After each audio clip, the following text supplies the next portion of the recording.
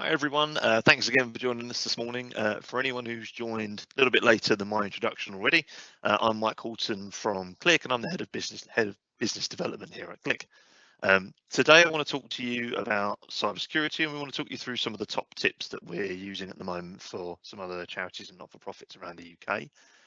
Some of them you may be familiar with, others you may not be. So obviously, hopefully we can upskill some of the ones you know already and provide you some more information around the ones that you don't. Some also might be helpful to you as an individual as well as an organisation. So it's worth keeping an eye on some of those, and I'll mention those as we go along just to help you through as we go. So let's get started. So as I mentioned, I've broken it down into three key areas. I think I've tried to make this webinar as simple as possible and user-friendly, and obviously not bombard you with too much information. So we want to break it down into three key areas, and I think that's important to do to really get a keen idea on the attack points. They call it surface attack area of your organisation, and this is just from the sort of types of threats and type of issues that we've seen over the last few years. It has changed, and it does continue to change, so we will always keep updating these probably annually, if not even more so. But I think it's vitally important to just keep on top of what's going on in the world, particularly around cybersecurity. So we'll start with the first one.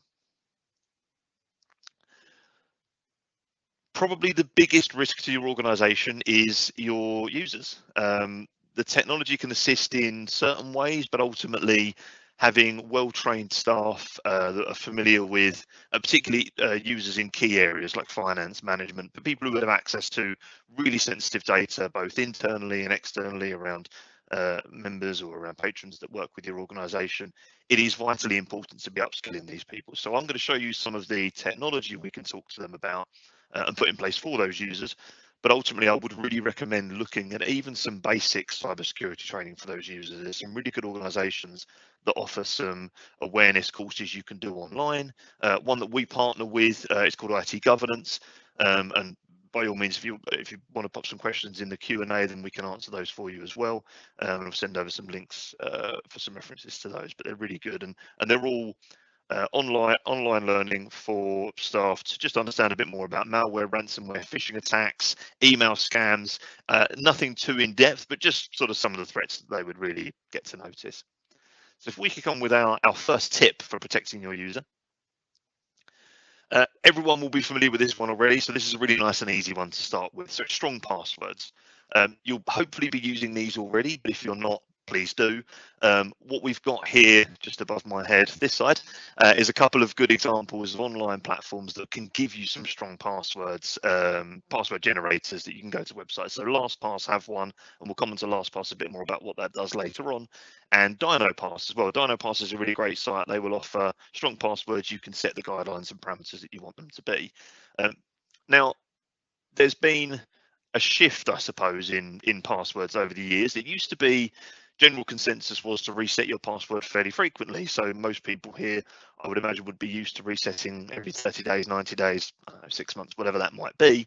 That has actually changed. So National Cybersecurity Centre, which generally run a lot of the guidelines that the organisations work towards, and certainly what we work towards as well, have actually suggested that in recent times, the surveying and the polls that they've done and research that they've conducted suggests that users resetting their password frequently just results in less strong passwords, so weaker passwords as we go along, because people will choose a very basic password, QWERTY789, and then instead of trying to reset the whole thing, they'll add an exclamation mark on the end, and then next 90 days comes up, they'll add another exclamation mark on the end, and they just become easier and easier to guess. So what they're suggesting now and what the industry is focusing on is strong passwords, and that can be a mixture of uppercase, lowercase, letters, symbols in that password.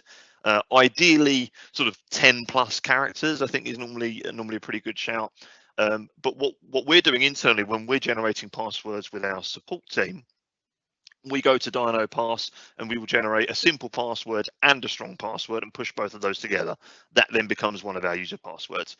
It's pretty big, so we're going to come on to some password manager stuff next. But importantly, what we're doing here is we're reducing the risk of attack but without needing to constantly ask users to refresh their passwords. There's some frequent ones as well you might have seen. I think Apple does a really good job of this, of sandwiching words together or letters together. So they'll have sort of a 4-letter word hyphen, another 4-letter word hyphen, another 4-letter word. That sort of password's absolutely fine, but please make sure it's not anything like QWERTY789, password 1, Millwall 1, or anything like this. It's vitally important to make sure that it's a password that is not easy to guess. And we're not talking about someone that would sit down and try and type in your password. There would be a list of passwords that hackers have, and they will just keep trying those. But we want to make sure yours is something that's not on that list. So if you have any platforms at the moment, it might be to do with your IT systems. It might be your own personal banking as well. I would recommend going to DynoPass or to LastPass, or there's lots of other password generators. Just get yourself a strong password and reset some of those simple ones that are out there. So if we now move on to something I just mentioned a moment ago, tip number 2 for securing your users. I suppose actually it is securing the users, but it's securing their access to some of your systems. So a lot of organizations that we speak to obviously have lots of different members of staff, perhaps volunteers, perhaps part-time, full-time as well, who need to share passwords to certain accounts. And that might be banking, it could be a CRM system that you use, any kind of online platform that needs a password. Tracking all of those passwords is clearly the hardest thing, and I'm sure everyone struggles with this. Well, hopefully everyone struggles with this as much as I do.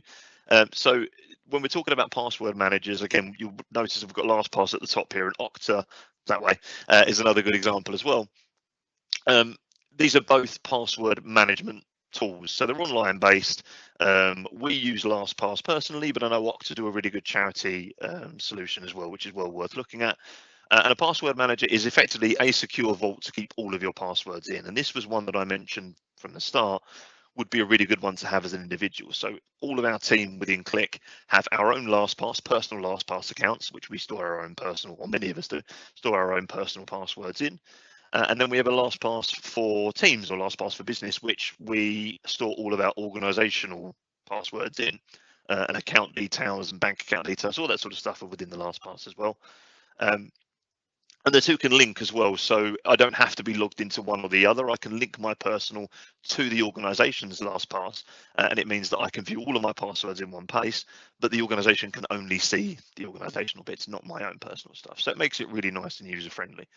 Now, the important thing with having a password manager, especially where you've got lots of members of staff or volunteers, and potentially we're seeing frequent sort of turnaround on staff, people coming and going, we don't want to have to keep resetting passwords, or we don't want to leave passwords the same if a colleague leaves and therefore risk that they know the password, particularly if it's someone that's left on bad terms. So what LastPass does, and I'm sure this is the same for Okta as well, it allows you to share a password, set security groups and permissions for different passwords for different users. So for instance, within our team, we have a marketing area, we've got a finance area, we've got a management area, and there's different account passwords within those areas. And it just means that we can secure who can see certain access certain areas, and obviously defined by team or by member of staff who should be able to see what. But what it also can do, and particularly this is great for if you've got users that are coming and going, it can star out the password. So users can still use it. You can get a LastPass Chrome browser extension.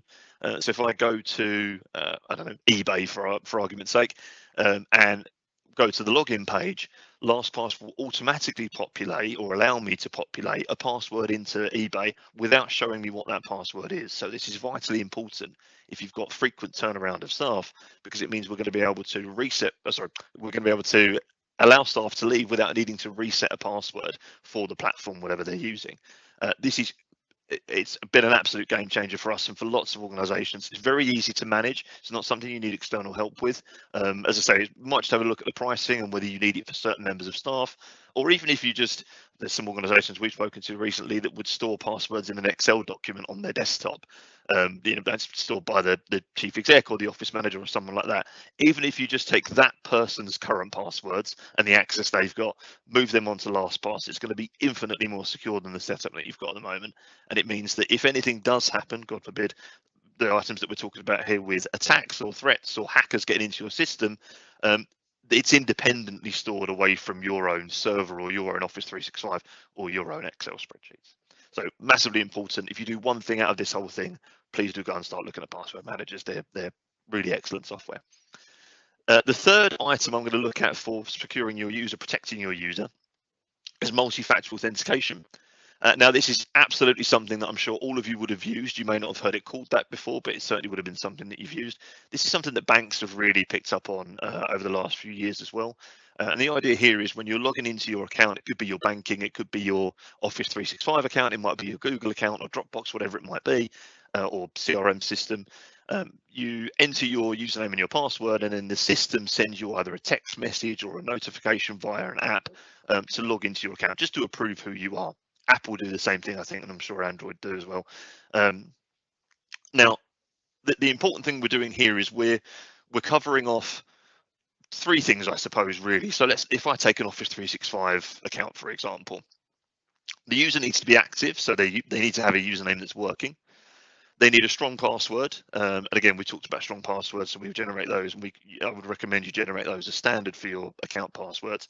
Even if someone was to manage to guess those things and get into your account, having that third step, or two-step they call it because of the password, but having that second step of authentication and security means that if someone guesses your password, the worst that's going to happen is it's going to text you as an individual or send you a notification on your mobile phone to say someone's here's your code to try and get into your app.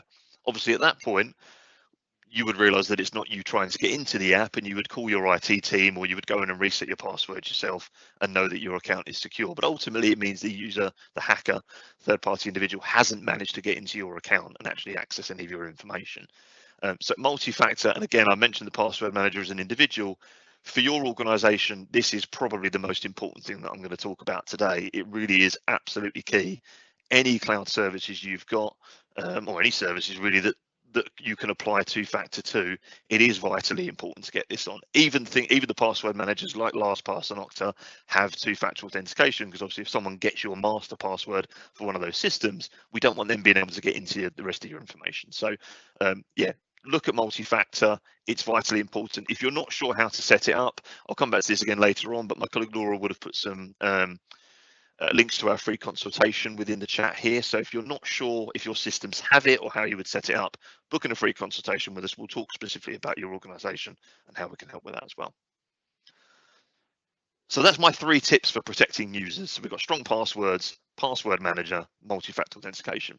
The next sort of surface attack area would be the individual's devices, laptops, desktops, that kind of thing.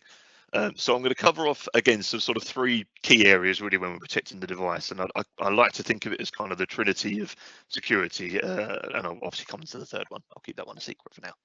So the first step will be antivirus, and I'm sure hopefully everyone here will have some kind of antivirus. My only encouragement with antivirus would be to make sure that it's an enterprise grade antivirus. So ideally not using Microsoft's inbuilt Defender.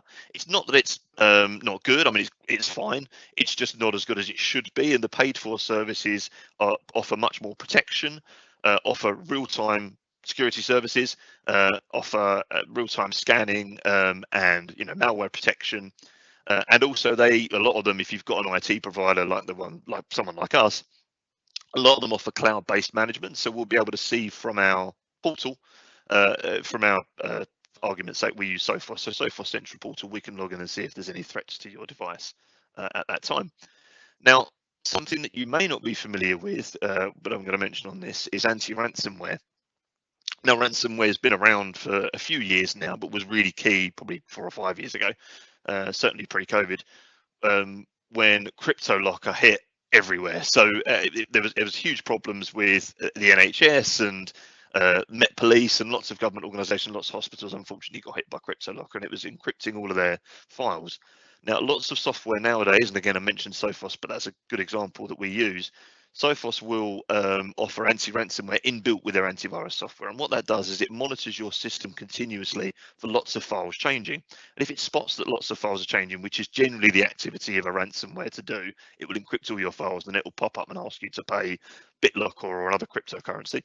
Then the anti-ransomware software stops that change happening and reverts backwards, and even alerts the user to say there's been an issue. So it's really basic addition, but absolutely vital, especially at the moment with the number of threats that we're seeing out there. Thankfully, ransomware and CryptoLocker have been Fairly quiet. I've not heard anything recently from our side, but I think perhaps that's because a lot of our organisations use anti-ransomware and use our Sophos provision that we offer. So maybe that's why it's working, and maybe why we're not seeing too much of it. But antivirus, anti-malware, anti-ransomware, absolutely key. So first and foremost, the number one thing really for your organisation for protecting the devices. Tip number two. I'm going to jump onto, again, protecting the device. We're looking at encryption now. So anyone that's going through, this came up through GDPR, but anyone that's going through Cyber Essentials, it's not a requirement, but it's a really good thing to have, is encryption, particularly for your laptops. So desktops tend to be covered under GDPR by physical security because they tend to be locked behind lock and key in an office or in someone's house. And with GDPR, it's all best efforts. So it's best endeavors and best efforts for securing your devices. And obviously physical security is a great example of that. With laptops, because they're traveling, they may get lost or stolen or left on the bus, or someone takes it out of your car or whatever it could be. We really want to make sure that the information is secure on there. So full disk encryption is specifically what I'm focusing on here. And the idea here is to have a tracking software for it as well. So I'll give you an example of what this looks like. Microsoft have BitLocker inbuilt, so you can set a PIN for your device, so you can't log into your device without entering the PIN first. And what that means is someone who knows a little bit about IT could take the hard drive out of your device, plug that into what they call a hard drive caddy. That has a USB cable which plugs into their laptop or their desktop, and if you haven't encrypted your device, they can read everything that's on that desktop or laptop without needing the password. So you bypassed the Windows password completely. You're already into the contents of the hard drive. What encryption does is it encrypts, full disk encryption, encrypts all of the information on that hard drive. So if they plug that into their device, caddy it up, as I've mentioned already, it's gobbledygook. There's nothing in there at all, so it won't show anything. It won't look like anything. So it's really important to have encryption on your devices. More importantly, though, if you've just got BitLocker at the moment or just got full disk encryption but don't have a way of tracking that, the reason we use Sophos Central device encryption is because not only does it encrypt the device using BitLocker, it provides real-time reporting back. So if a user loses their laptop, and obviously comes to us and says, I've lost my laptop, we reset all their passwords and everything we need to do to secure the user, the device is already in someone else's hands. So there's not a huge amount we can do. There might be, depending on how it's set up, and I'll come on to that in a moment. But when it comes to encryption, what we're talking about here is being able to prove that the device was encrypted. Now, if anyone on the call, you may have put BitLocker on your own device before, you will know it gives you a really big long key which you can store, but it's not actually proof that you've encrypted your device. It's just good sort of preference for you to know that you've done it. Sophos Central will provide real-time reporting, and there's lots of other different providers that do it, but I'm going to use Sophos because it's what we use. And it means that when a user calls in, I've lost my device or it's been stolen out of my car, we can prove that it's encrypted. So rather than needing to go to the ICO to mention a data breach and obviously report any issues that we've had, we can prove that the device was encrypted, and therefore even if someone does try and take the hard drive out of that device, we know that it had a PIN number on it so they couldn't get to the Windows login, and we know that the hard drive itself has full disk encryption. So it is massively important for your laptop users to have something like this in place. Generally, smartphones, Apple and Android, are encrypted if you've got a PIN on there, so they encrypt themselves when you put your PIN on there. So again, if you've got organizational devices or if you've got users that use their own devices for your data, please do make sure they've got PIN numbers on them to log into them, or PIN passwords, whichever one it is. And ideally, the strongest they can. So I think Apple allow you to go up to 6 characters rather than 4. It's really worth doing. But yeah, for laptops especially, consider something like device encryption as well. The third item I'm going to come on to here is perhaps, well, certainly more prevalent now than it would have been a few years ago, which is centralized device management. So in the past, we had servers in offices, and all the devices would connect to that server in the office, and the server would do all of the security for the network. So things like domain joining, logging into devices, and securing users as they log in, and making sure that only domain joined devices can log into the server network. Obviously, nowadays we're not really in server networks very much or very often, and they're getting fewer and further between. So what we need to look to do is move to ideally a cloud-based device management tool, and I've got one listed up here, which is Microsoft Intune. Now, Intune especially, and I'm going to focus on that, but a lot of the device management tools are the same. What we're talking about here is setting policies on the device which either prevent the user doing something which could be a risk, or enforce something that which the user could avoid, which could be a risk. So I'll give you a couple of examples of what that would be.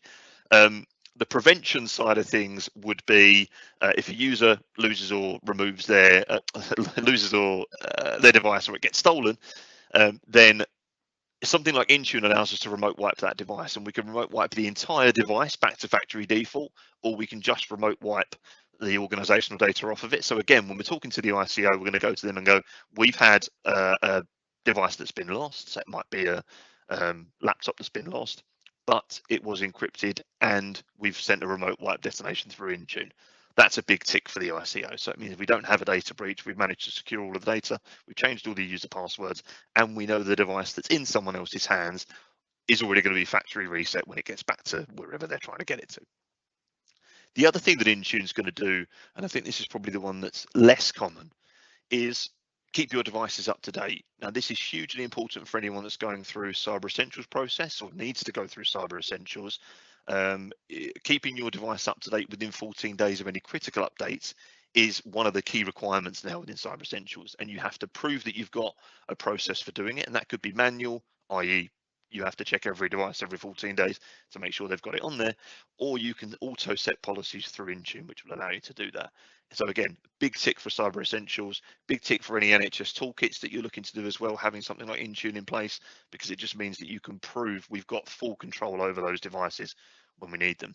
The final one on here, which again is not really a security element, but it's just quite a nice thing to have, well, I suppose it could be, is auto deployment of apps. So being able to push out Microsoft Office, push out antivirus software, push out, in our case, we use a remote support software called Screen Connect.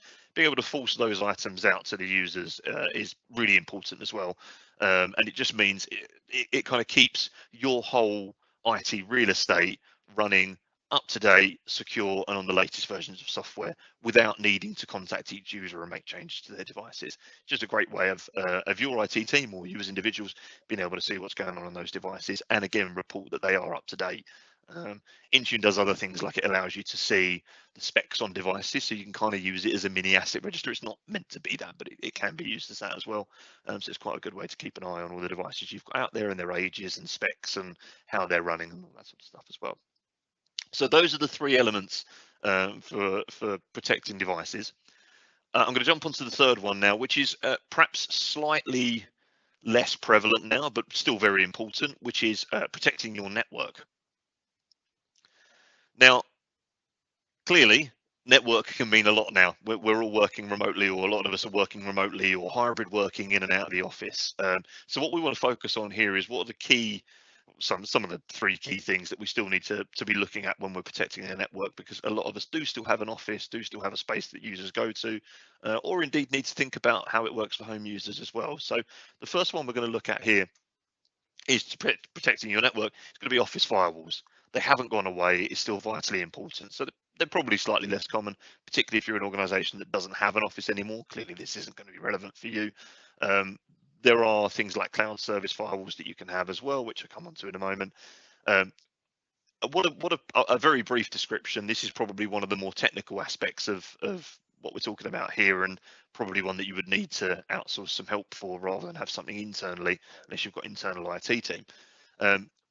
What it's going to do is it's about protecting you against the multiple attack points to your network. Now, clearly, we're not just talking about one device anymore. We're talking about various ways of being able to get into your office network.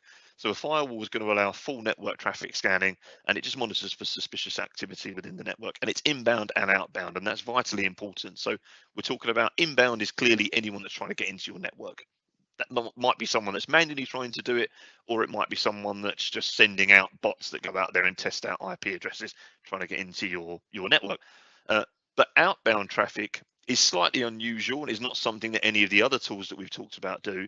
What outbound traffic does is it will monitor the internet traffic that devices are having. So argument's sake, let's say it's laptops and desktops, and it's going to look for anything that looks unusual. So if something gets through the antivirus, anti-malware, anti-ransomware software onto your device in your office, and no one knows about it, what they tend to do, the first thing those malicious pieces of software do is try and connect outwards to another server, and then that server tells that that software what to do, or what access it needs.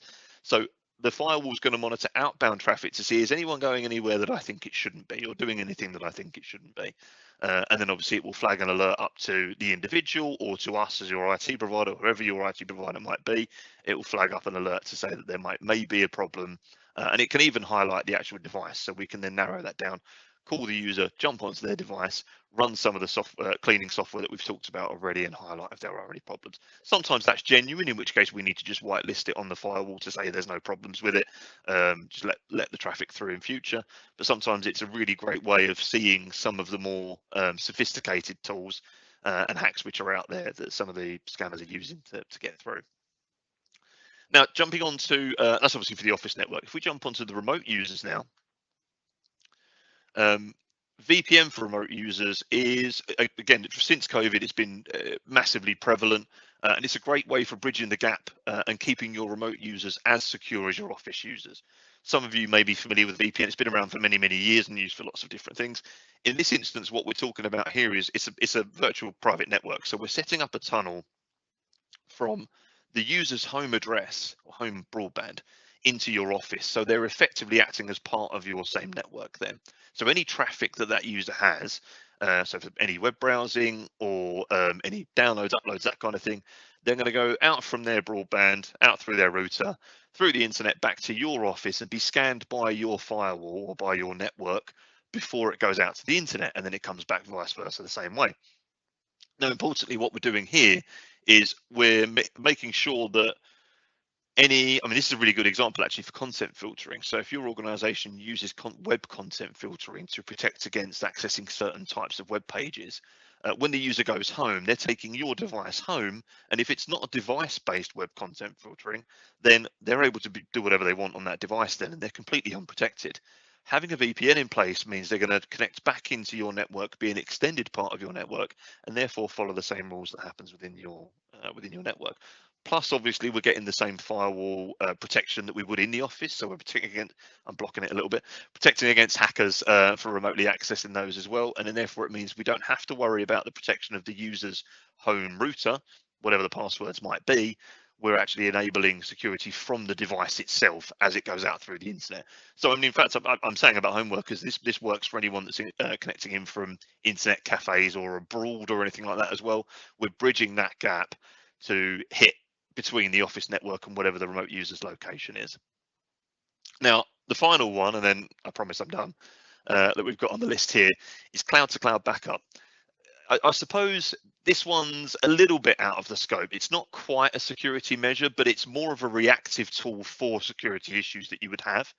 Now, importantly, the number one thing, and have a quick look at the point, the first point that we've got here, cloud services such as Microsoft 365 and Google Workspace and Dropbox and all the others are not cloud backup services. They are cloud storage. Now, the big difference there is they will do what you tell them to do. They have recycle bins and trash bins and all that sort of stuff for deleting items. But ultimately, if one of your users' devices gets ransomware, for example, and that gets uploaded into the portal, it will copy over everything that's in that portal, and those files will become unrecoverable. Clearly, there's a few different things that could happen here. So that's one of them. We've got ransomware attacks or that kind of thing. We've got accidental or intentional deletion.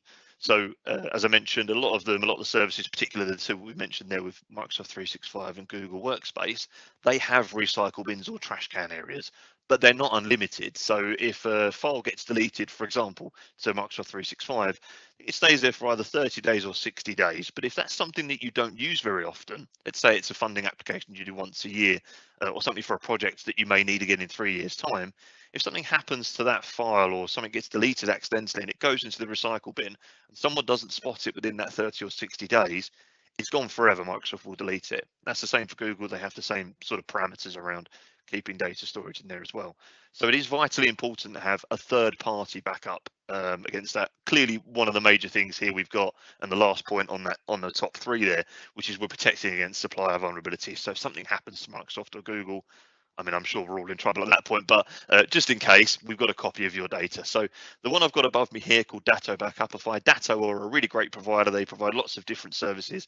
Our Autotask system that does our managed service provider CRM system is from Datto as well. But their Backupify tool is really good, and again works for Microsoft and for Google, and enables you to do, it's a 3 times daily backup, automated backup of your data out completely outside of Microsoft or outside of Google. Still UK based, but it means that if anything happens to any of those services, we can restore directly from Datto Backupify, completely into from any time, but into there, and we keep 1 year retention as well. So we've got they do 3 a day, they keep, I think it's 2 a week, and then 4 a month, and then 1 a month after, beyond a month. So we can generally roll back to a snapshot in time if there's a particular file you need, or as we've sometimes seen, there's a really good example actually. A few organizations that we've worked with recently have had users that leave the organization, delete their items or delete their OneDrive or delete their SharePoint they've got downloaded, or in Google Workspace documents that they've got downloaded, thinking that's fine, they're all on the cloud still, and obviously the cloud just syncs those documents back, or rather syncs the changes, so deletes those documents to the recycle bin. And that can be time consuming. Sometimes that can lose some of the metadata. It might lose permissions for those files. It may be that people don't notice as well. And again, if they're deleting something only they had access to, it may take longer than the 30 or 60 days to spot they've made that change. Therefore, we've lost that data completely. So this is another one. We're talking about sort of accidental data deletion. Quite often, that's not just 1 or 2 individual files or folders. It's a user accidentally thinking, "Well, I'm leaving the organization. I'm gonna clean my laptop up for the next person. So I'll just delete all these files. I don't need them anymore, and they're all stored on the cloud anyway." And then all of a sudden, everyone calls in and says, "Our files have disappeared. What's happened?" So cloud to cloud backup, if you're using cloud services, I really can't emphasize enough looking at something like this. On top of just shared data, so we're talking about files and folders, Datto in particular, and I'm sure there are others, offer email backups. So if you've got, I mean, some organizations will back up all of their users' emails to a third-party service like this. Others may say that there are just particular members of staff, so it might be management team, or I mentioned finance, or key members of staff where losing their email could be a problem. Clearly, we're not just talking about someone deleting all of their emails, which again can happen sometimes. It might be an accident or might be intentional. If someone's leaving and again thinks, well, I'll have a bit of a tidy up of things I don't think they need, then there's no recycle bin. We've got deleted items, but there's no recycle bin for email. It will just be deleted off the server if they empty their deleted items. So Datto provides email backup, contacts, calendars are included in that. OneDrive backup as well, for any users that have anything stored in their individual OneDrives, and then SharePoint backup. So if you've got your shared area and all of your shared files and folders within there across the team, it's going to back up all of that for you as well. And you can do that on an individual basis. Obviously, SharePoint's everybody.